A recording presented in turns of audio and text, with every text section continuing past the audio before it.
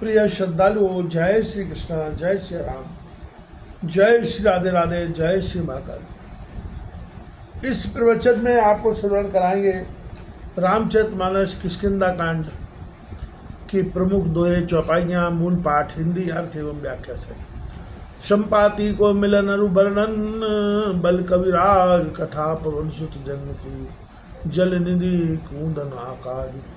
यहाँ निशाचर कपि मन माही, बीती अवधि काज कछु नाही। सब मिल करे परस्पर वाता, बिन सुध लिए करब का व्राता। या अंगदादी वानर मन में विचार करने लगे कि महीने की अवधि बीत गई और काज कुछ हुआ नहीं, अब क्या करें। सब कोई मिलकर परस्पर बातें करने लगे, भाई बिना सुध लिए हम क्या करेंगे।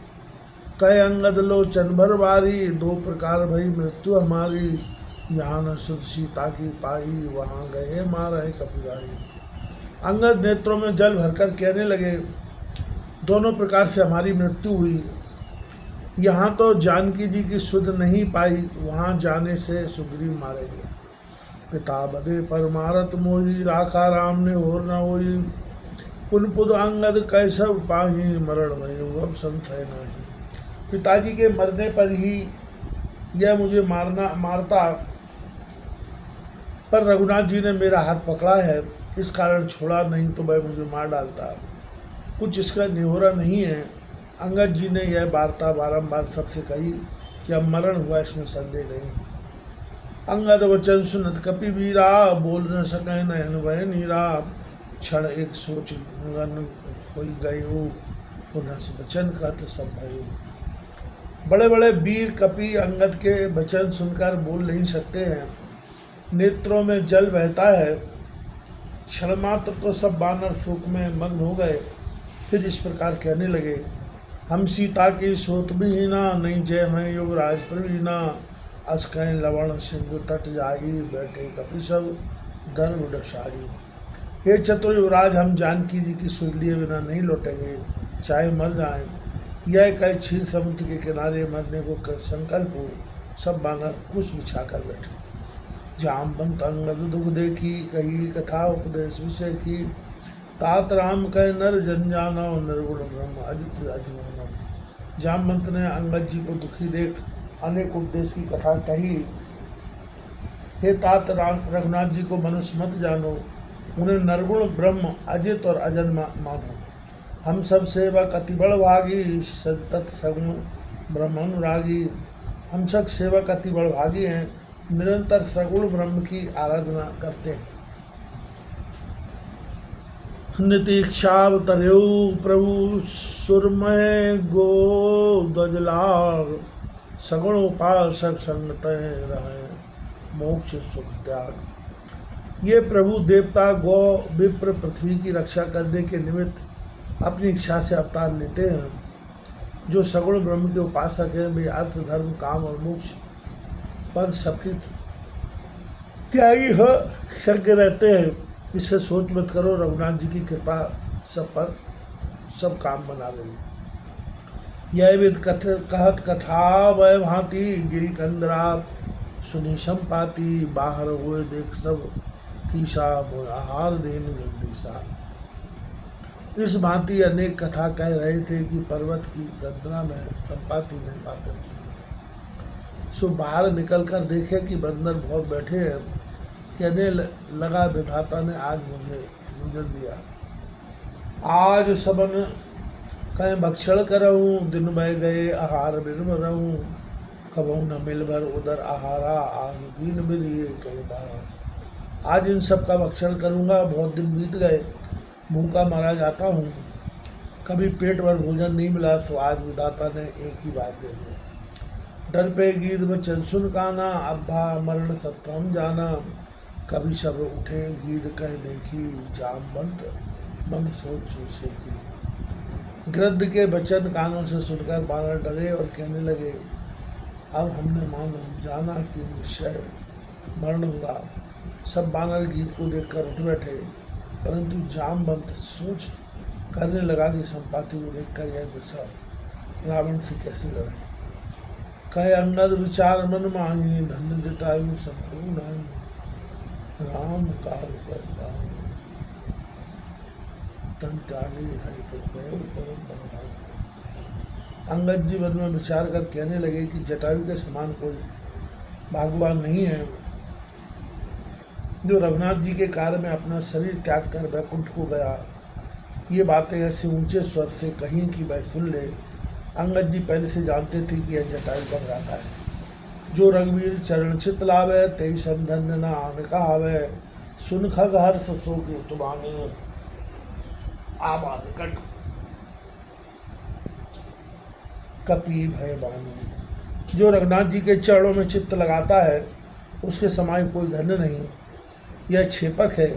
यह हर्ष और शोक युक्त बानरों की वाणी सुनकर संपाति निकट आया तो बानर डरे। जानकी जी की सुधना मिलने से और सुग्रीव के भय से मन काता रहे, इस कारण डरते। ताय देख कपि चले पर आई ठाट की तिन तिन शपथ दिवाई। तिनय अमर कर पूछो जाई कथा सकल तिन ताय सुनाई। जब उसे देखकर बानर भागने लगे तब उसने सौगंध दिलाकर खड़े किए। उन्हें अभयदान देकर कहा, तुम मत डरो, मैं रघुनाथ जी का सेवक हूँ। तुम कौन हो? अपनी कथा कहो। तब उन्होंने जटायु के मरने का और सीता की सुध के निमित्त आने का अपना सब भेद कहा। सुन संपाति बंधु की करणी रघुपति महिमा बहु विध वर्णी। तब संपाति ने भाई की करनी सुनकर बहुत प्रकार रघुनाथ जी की महिमा वर्णन की। मोय ले चलो सिंधु तट देव तिला जलिताय। बचन सहाय करम में पे को जो जाए। संपाति बोले, भैया बानरो, मुझे उठाकर समुद्र के किनारे ले चलो, उसे तिलांजलि दूंगा और तुम्हारी भी बचन से सहायता करूंगा। जान के तुम्हें मिलेगी, ढूंढने के लिए जाओ। अनुष्क्रिया कर सागर तीरा कह निज कथा सुनो कवि वीरा। हम दो बंधु प्रथम गगन गए रवि। समुद्र के तीर छोटे भाई की क्रिया करके संपाति अपनी कथा सुनाने के निमित्त बोला, हे कपिवीर सुनो, हम दोनों भाई पहले युवावस्था में ईर्षा कर सूर्य के निकट उड़ गए। तेज न सह सो फिर आवा, मैं अभिमानी रवि नियर आवा। झरे पंख रवि तेज अपारा, पर भूमि कर घोर चुकारा। मैं तो तेज न सह सका, इसका उठाया और हे अभिमान गया। सूर्य के निकट होने लगा, इससे सूर्य के आवाज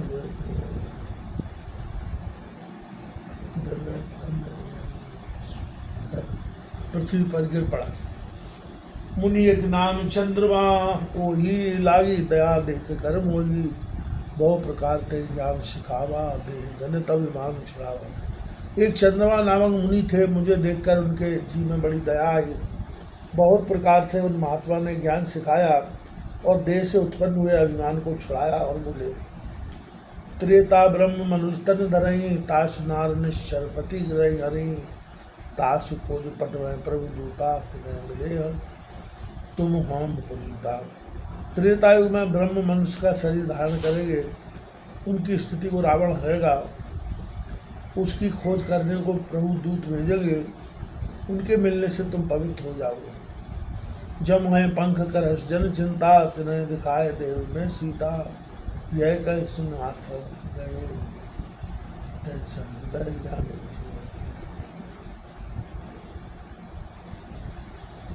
तुम्हारे पंख जब आवेंगे, चिंता मत करो, जिन्हें तुम सीता दिखा देना। यह कहकर मुनि अपने आश्रम को गए। उस समय हृदय में कुछ ज्ञान न हुआ। यहाँ से क्षेपक है। पुर संपाति वचन उचारी, सुनो गिरा अब अमृतकारी। पुत्र मोर सुपर्ण तय नाऊ, सेवक मोह सदा यटाऊ। फिर संपाति कहने लगा कि हित करने वाले मेरे वचन सुनो। मेरा सुपर्ण नामक पुत्र इस स्थान में मेरी सेवा करता था। क्षुधावंत एक दिन गए, कही पुत्र सुन बात। बेग भग चले आवहु, ना तो प्राण जात।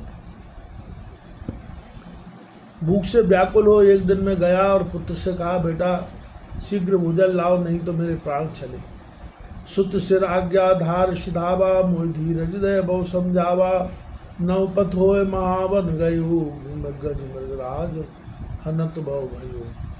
बेटा सिर पर आज्ञा धारण कर चला और मुझे धैर्य दे बहुत प्रकार से समझाया। आकाश के मार्ग से महावन में गया और वहीं बहुत से हाथी और मृगों को मारा, बहुत से सिंहों को भी मारा। अस्त पतंग बहुर घर आवा, क्षुधावंत में क्रोध बढ़ावा। ज्ञान रंक में अनम अभागा, सुत गए साप में तब लागा। सूर्य के अस्त होने पर फिर वह लौटा अपने घर आया। तब भूख के मारे मुझे बड़ा क्रोध हुआ।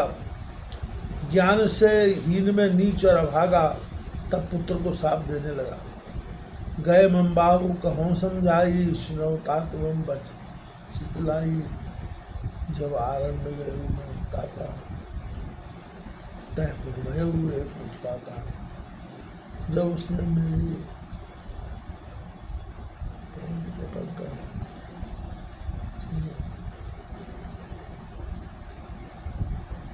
कहा, पिताजी मेरे वचन चित्त लगा कर सुनो। पिताजी जब मैं वन को गया तब फिर वहाँ एक उत्पात हुआ। 20 भुजा 10 मस्तक ताही, आतुर चला जात बम मग माही। संग नारिक दिव्यनुपा, को वर्ण सके तहरूपा। जिसके 20 भुजा 10 सिर थे, ऐसा एक पुरुष शीघ्रता से मार्ग में चला जाता था। संग में एक अनुपम सुंदरी स्त्री थी, उसके रूप को कोई वर्णन नहीं कर सकता। कोटि सुधाकर नखबलहारी, रंभा रति सच्ची सी नारी।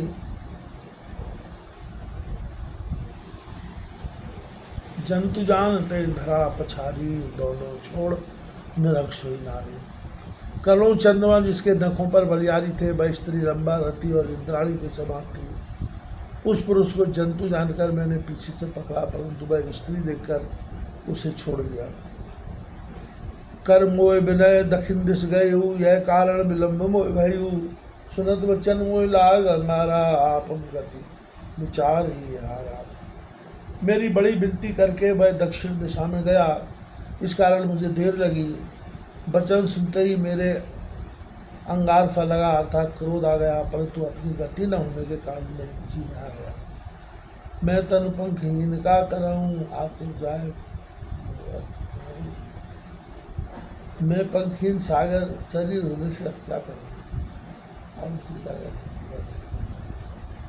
पंखहीन अवसर गए, सुतबल की निर्विकार। गए मम निकट न लय राम की नाम। तुलसी बाबा आगे इसी प्रसंग को बढ़ाते हुए कहते हैं कि अरे मेरे तो पंख नहीं, तू अवसर पर चूक गया। यह कहकर पुत्र के बल को धिक्कार किया। अरे उसे पकड़कर मेरे निकट नहीं लाया। रघुनाथ जी की स्त्री थी, रावण हरे जाता था। जब मुनि वचन ध्यान हित आया, ये मैं धीरज तब दुख पावा। यह मिश्र राम ने दूध पठाया,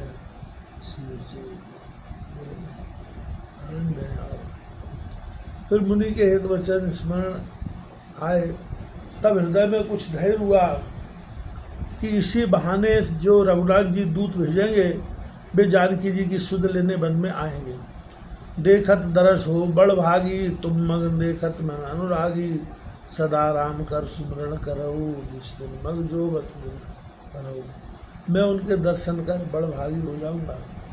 सो अनुराग युक्त मन से तुम्हारा मार्ग देखता था। सदा रघुनाथ जी का स्मरण करता, रात दिन मार्ग देखता, दिन पूरे कर रहा था।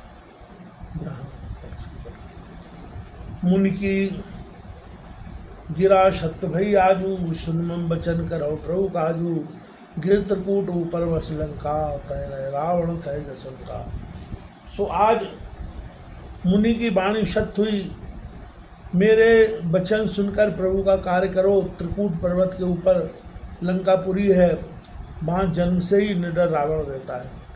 तय अशोक उपवन जय लयु, सीता बैठ सोचत आयु। वहाँ अशोक वाटिका है, जहाँ जानकी बैठी। सोचती हैं यह संगाती। वचन सुनकर बानर दक्षिण दिशा को देखने लगे।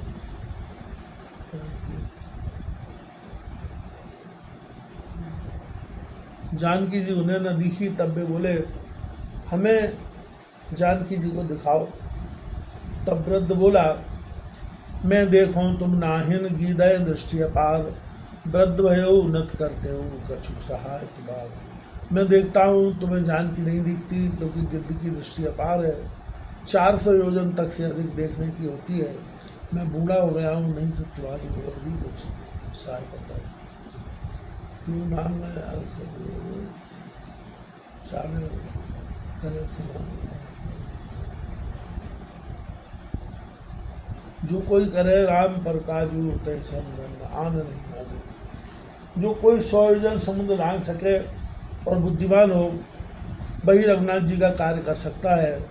जो कोई रघुनाथ जी का कार्य कर सके उसके समान आज कोई धर्म नहीं होगा। मोह बिलोक धरो मन धीरा, राम कृपा कस भयो शरीरा।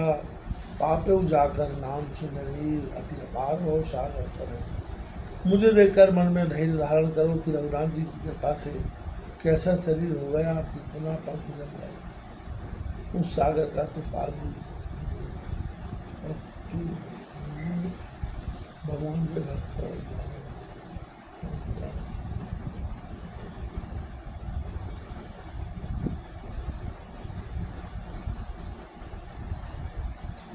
पापी भी स्मरण करे तो जिसका पार नहीं है ऐसे भवसागर से पार हो जाते हैं।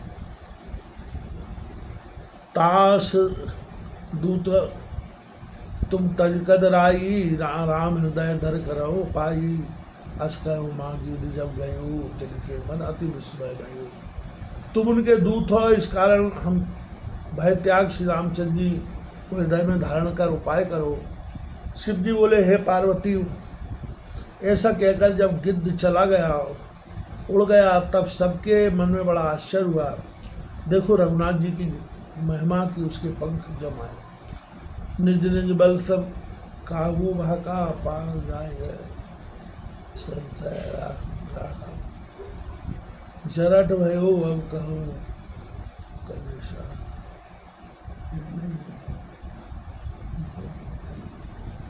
रहा प्रथम अभिलेषा। अपना बल सब किसी ने कहा, परंतु पार जाने का सबको संदेह रहा। अब बूढ़ा हो गया हूँ, पहला सा बल शरीर में लेश मात्र भी नहीं रहा।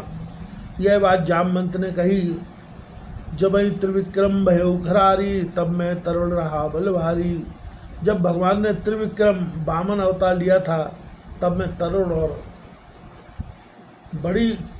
बड़ा बली था।